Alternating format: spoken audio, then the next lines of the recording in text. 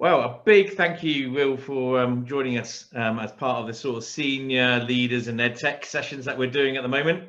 I've been sort of wanting to get you on for a long time, mainly because, I think it's quite unusual, especially in the EdTech market, for a business to grow at the sort of speed that you are.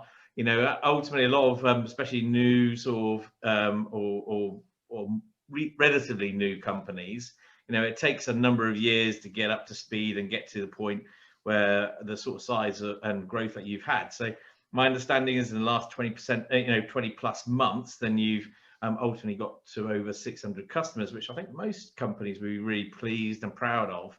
And so that's why I think it'd be really interesting. I thought it'd be really interesting for people who are either thinking about starting a business or had a really great idea, wanting to understand how to sort of take that into the sort of EdTech market, and getting your opinions and your experiences really down so they can understand those things. So I think before we start though, it'd be really good just to get a little bit of background about you and where you've come from, and why did you start it, and where did the ideas come from, and a little bit probably about how do you get to the point of having this sort of great traction, I guess. Okay, thanks for inviting me on. I've been keen to come on. I've seen you do a number of these with very big, important people, so I'm honoured to share the platform, Nick. In terms of kind of the history, I won't go all the way back to my failed GCSEs and getting kicked out of sixth form, but I'll go back to kind of professional point where in 2010 I was an accountant working in a regional audit firm, and I was responsible for finance systems, and this thing called academisation happened, and I put a load of schools or a load of academies on Sage. So I spent a year kind of trotting around the Southwest, speaking to loads of academies and really starting to understand their finances and understand schools. And then after about 12 months, a load of my kind of audit clients where I was working went with a finance system called PS Financials. So, then over a few months later on, I ended up joining PS Financials originally as a trainer, supporting schools in their finance system in the Southwest, which is where I still live, where I haven't left for 12 months now, nearly. And then, through that, and I joined PS Financials in, I think it's 2011. And at the point there, PSF, in terms of their kind of entry into education, were probably at a similar stage where we are now IMP.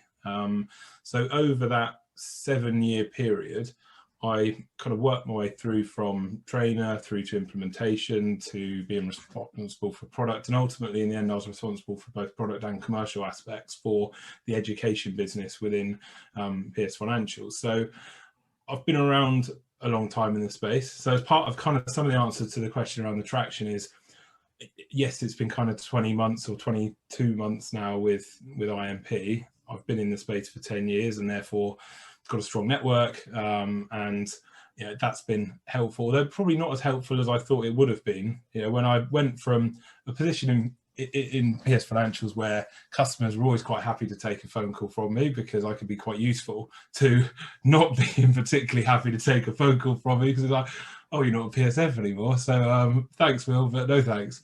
But then from there, so that was kind of the journey through PS Financials and covering all sorts of aspects, ultimately always around financial management, and with PSF, a lot of that development of multi-academy trusts. And during that time, I had great fun, learned an awful lot about the sector, and both around kind of business managing and business and scaling in that space. Then I think it probably got to the point, PSF were acquired towards the end of my journey there, and actually the new owners, Irish, were really good to me and really good to work with. Don't have any animosity there. They're really good and supportive, and actually they've been really professional with us at IMP, which is obviously probably not an ideal scenario. But at that point I'd done 7 years and I was thinking, right, I'm either in this for another 5 years or I think about doing something else. And I probably always had a bit of an itch to see whether, probably my challenge was how big a part I was in that growth at that business. And I thought I was fairly fundamental to that.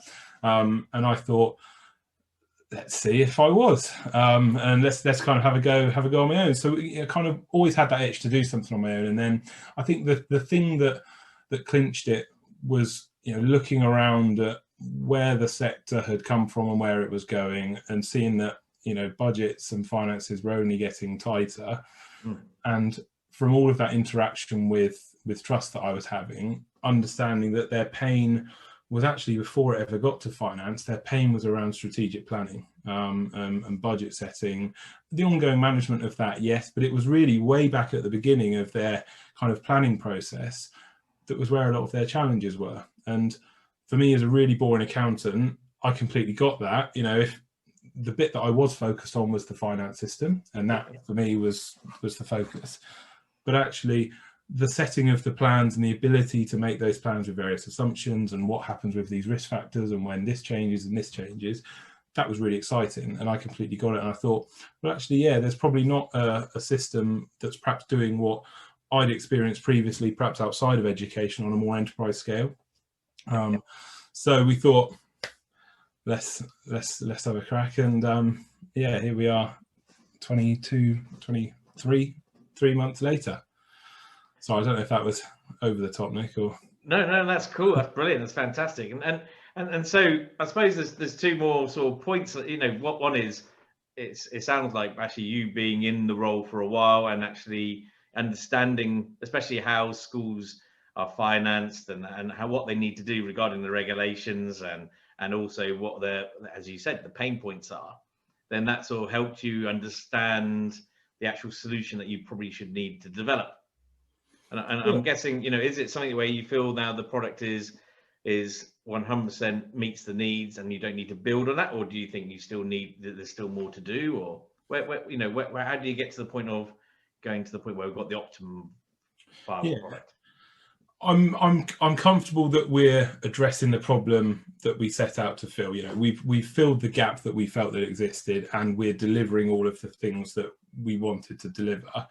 Have we finished? Yeah, absolutely not. There's so much more that we're planning to do to make it better, more extensive, more automated, easier, simpler, and that's never going to stop. I can't say. I can't remember who it was. I think it's someone internally. So when do you think this will be finished? And we kind of looked and said, it's not going to finish. This is just an evolution, and things are also changing all the time. So as long as there's always things we want to do in the system, but the sector's always changing, the regulations are changing, and that's going to keep us going. But yeah, I think we've broadly filled the gap that we wanted to fill. But yeah, there's still lots of exciting ways that we think we can make it do it in a better, more effective way.